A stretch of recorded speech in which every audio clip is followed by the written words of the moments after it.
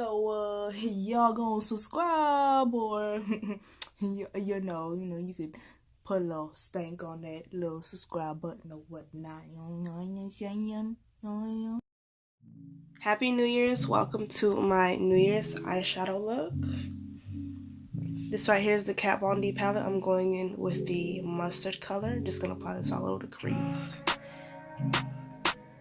Then I'm going to go in with a small blending brush and apply it inside the smaller crease, kind of like going towards the crease. Yeah. Then more in depth with it, I'm going with the angle brush. Now I'm going to be using my chocolate palette. This gold is so amazing. I feel like a beauty star with this junk right here. Look at that, look at that, look at that. Next, I'm going to be using the corner of it to make it more defined. And I also use two different types of reds, one from the Kat Von D palette and then the burgundy one from Makeup Forever.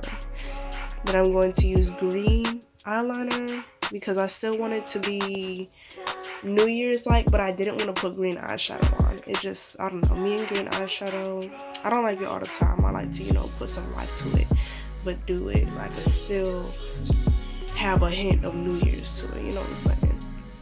This right here is the hologram kits, and I'm going to be putting the green on my brow bone, a little bit of green under my eye, then a little bit of, it's like a dark tealish bluish green, and you can get it from Walgreens, really cheap. Actually inexpensive. Inexpensive is the word. Cheap makes it seem like it's not good quality, so I'm gonna just say inexpensive. A little bit of mascara, boom boom. Make sure it looks like I have some eyelashes on.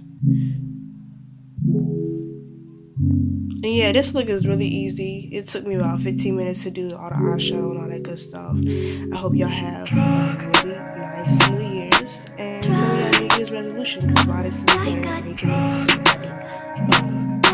do. Boom.